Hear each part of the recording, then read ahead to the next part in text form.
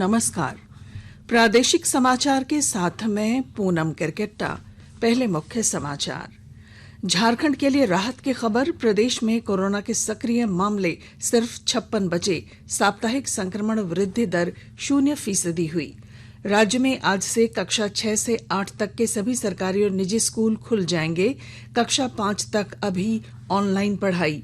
केंद्रीय खेल मंत्री की आज सभी राज्यों और केंद्र शासित प्रदेशों के खेल मंत्रियों के साथ वर्चुअल बैठक। देश में खेलों को बढ़ावा देना मकसद।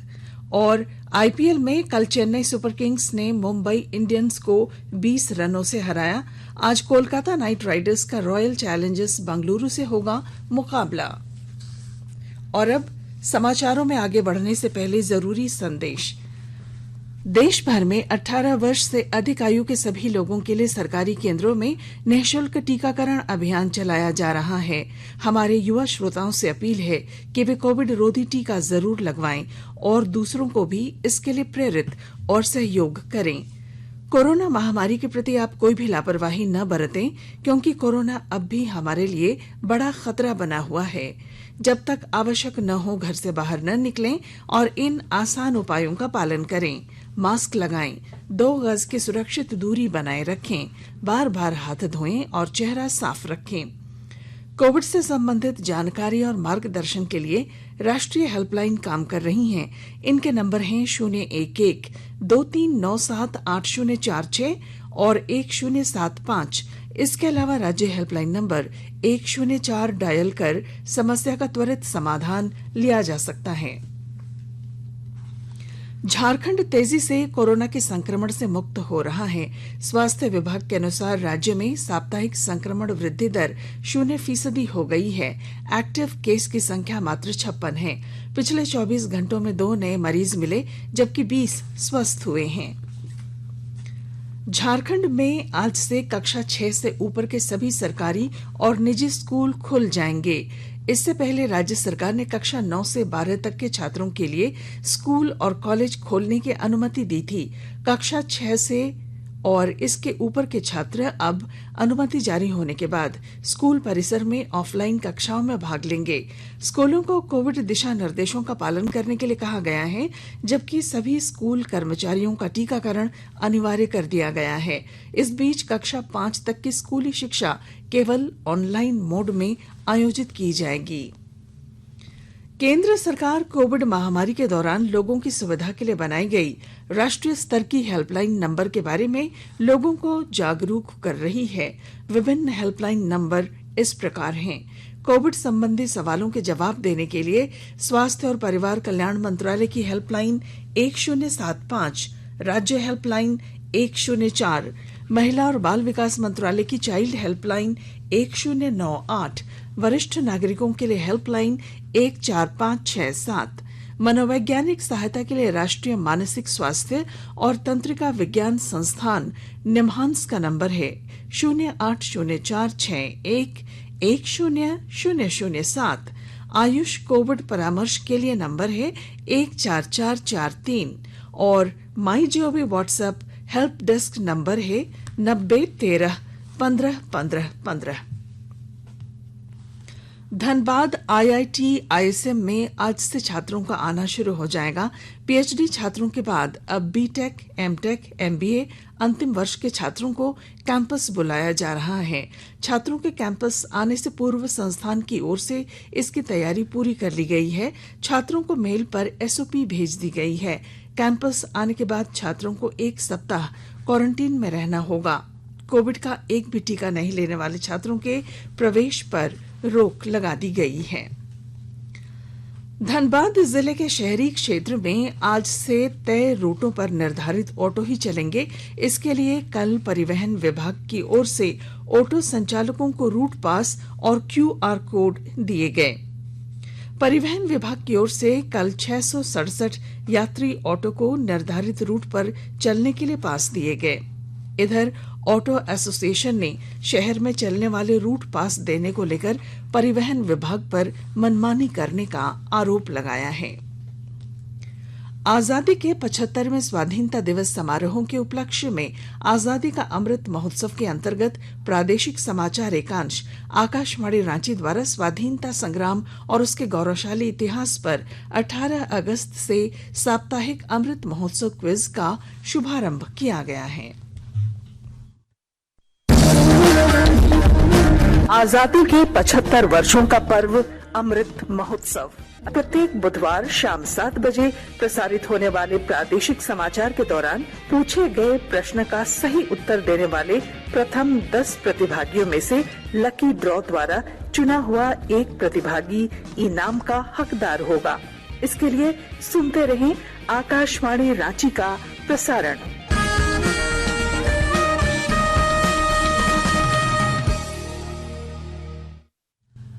आकाशवाणी का समाचार सेवा प्रभाग अपने स्पॉटलाइट कार्यक्रम में रात 9:15 बजे से सेवा और समर्पण 20 साल सुशासन के कार्यक्रम की विशेष श्रृंखला प्रसारित कर रहा है। आज का विषय है एक भारत श्रेष्ठ भारत।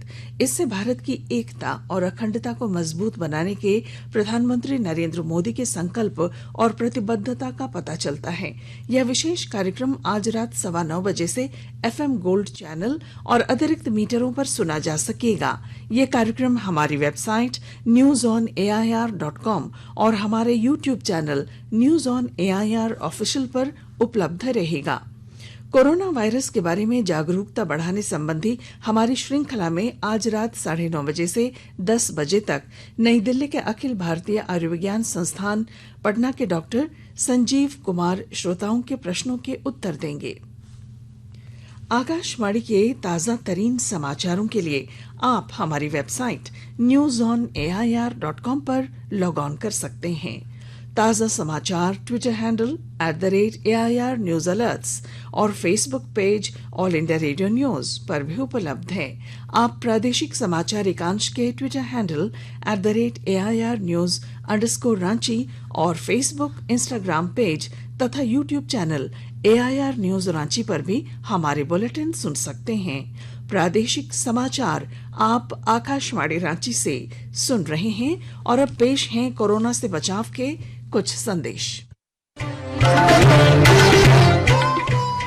कोविड-19 से बचाव और सुरक्षित रहने के 3 उपाय। मास्क लगाएं, 2 गज दूरी है जरूरी, सुरक्षित दूरी रखें, हाथ और मुंह साफ रखें।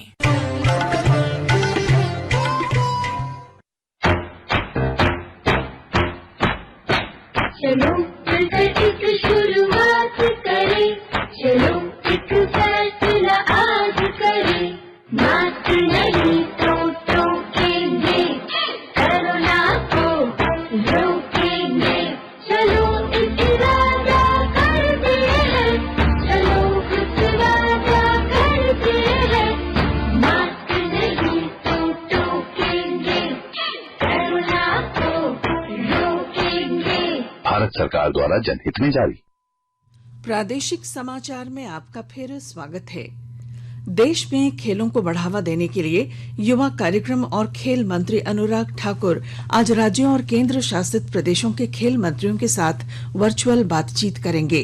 टोक्यो में ओलंपिक और पैरालंपिक में बड़ी सफलता को देखते हुए वे खेल मंत्रियों से चर्चा करेंगे कि किस प्रकार भारत को शीर्ष खेल राष्ट्र बनाने के मिशन में योगदान दे सकते हैं। बातचीत में युवा कार्यक्रम और खेल राज्य मंत्री निशित प्रामाणिक भी उपस्थित रहेंगे। इस दौरान सरकार के फ्लैगशिप कार्यक्रम खेलो इंडिया और फिट इंडिया विचार विमर्श के मुख्य विषय होंगे। स्कूल स्तर के खेलों को बढ़ावा देना और भारतीय स्कूल खेल परिसंघ को समर्थन देना चर्चा का मुख्य विषय होगा। राज्यों और केंद्र शासित प्रदेशों से एथलीटों के लिए नकद पुरस्कारों की व्यवस्था करने के लिए एक पूल बनाने का अनुरोध किया जाएगा, जहां केंद्र और राज्य दोनों सरकारें धनराशि जमा कर सकते हैं। बोकारो जिले में कुष्ठ और फाइलेरिया रोगियों की पहचान के लिए संयुक्त रूप से खोज अभियान चलाया जाएगा। इसे लेकर सिविल सर्जन कार्यालय के सभागार में 1 दिवसीय कार्यशाला का आयोजन किया गया। इस खोज अभियान को अगले 2 महीने में पूरा कर इसका प्रतिवेदन भारत सरकार को भेजा जाएगा। यह खोज अभियान Indian Institute of Development Management Bhopal की टीम द्वारा संपन्न होगा। Civil surgeon doctor Jitendra Kumar Singh ने सभी प्रभारी चिकित्सा पदाधिकारी को अपने अपने क्षेत्र में सर्वे टीम को पूरा सहयोग करने का निर्देश दिया है।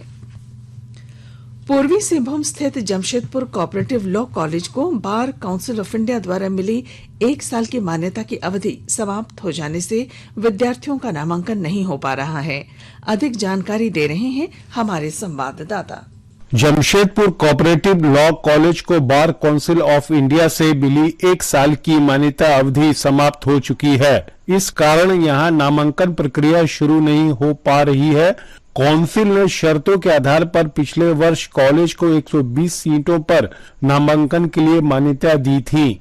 इसके तहत कॉलेज में कई स्तर पर निर्माण कार्य और लाइब्रेरी का विकास करना था, लेकिन एक भी शर्त पूरी नहीं हो सकी। इसलिए बार काउंसिल ने कॉलेज की मान्यता विस्तार पर रोक लगा दी है। हालांकि कॉलेज प्रशासन ने मान्यता के लिए बार काउंसिल ऑफ इंडिया को प्रस्ताव भेजा है, लेकिन वहां से अब तक कोई फैसला नहीं हुआ है। इधर कॉलेज प्रशासन जल्द सभी शर्तों को पूरा करने का दावा कर रहा है। राजेश कुमार लालदास, आकाशवाणी समाचार, जमशेदपुर। रिम्स में आईसीयू वार्ड से इलाजरत कैदी के फरार होने के मामले में एसएसपी ने कार्रवाई की है। उन्होंने कार्य में लापरवाही बरतने के आरोप में 3 पुलिसकर्मियों को तत्काल प्रभाव से निलंबित कर दिया है। इनमें हवलदार महतो उरांव, सिपाही नित्यानंद गोस्वामी और अनंत कुमार मिश्रा शामिल हैं। प्रदेश कांग्रेस भवन में आज कांग्रेस, झारखंड मुक्ति मोर्चा, राष्ट्रीय जनता दल, एनसीपी, तृणमूल कांग्रेस और लेफ्ट पार्टियों की बैठक बुलाई गई है। प्रदेश कांग्रेस के प्रवक्ता राकेश सिन्हा ने बताया कि केंद्र सरकार की नीतियों के विरोध में राज्यव्यापी विरोध प्रदर्शन, धरना के कार्यक्रमों की रूपरेखा पर चर्चा की जाएगी। बढ़ती सड़क दुर्घटनाओं को रोकने के लिए रामगढ़ जिला प्रशासन जागरूकता अभियान चलाएगा। उपायुक्त माधवी मिश्रा ने कहा है कि जगह जगह बोर्ड लगाए जाएंगे और लोगों को जागरूक किया जाएगा। उन्होंने कहा कि दुर्घटनाओं को रोकने को लेकर प्रशासन सजग है। गोड्डा जिले के महगामा कहलगांव सड़क पर कल रात एक ऑटो के पलट जाने से एक बच्चे की मौत हो गई। ऑटो पर 15 लोग सवार थे। दूसरी घटना में गोड्डा से दुमका जाने वाली ट्रेन की चपेट में आकर एक युवक की मौत हो गई। रामगढ़ जिले में अलग अलग हादसों में कल 3 लोगों की मौत हो गई और 6 घायल हुए। चुटुपालू घाटी में एक ट्रक के अनियंत्रित होकर पलटने से चालक और खलासी की मौत हो गई। इधर रजरप्पा से लौट रही कार ने कोडरमा दोहर के निकट एक स्कूटी को टक्कर मार दी। इस हादसे में 6 लोग घायल हो गए। उधर गोला थाना क्षेत्र में सड़क हादसे में वाहन की चपेट में आने से एक बच्चे की मौत हो गई। आईपीएल इंडियन प्रीमियर लीग के दूसरे चरण के पहले मैच में कल रात दुबई में चेन्नई सुपर किंग्स ने मुंबई इंडियंस को 20 रनों से हरा दिया। आज कोलकाता नाइट राइडर्स का मुकाबला रॉयल चैलेंजर्स बेंगलुरु से होगा।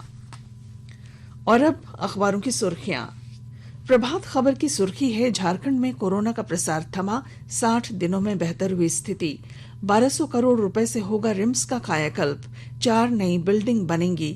इस शीर्षक के साथ दैनिक भास्कर ने रिम्स के पुराने भवन के जीर्णोद्धार की खबर को पहले पन्ने पर प्रमुखता से दिया है।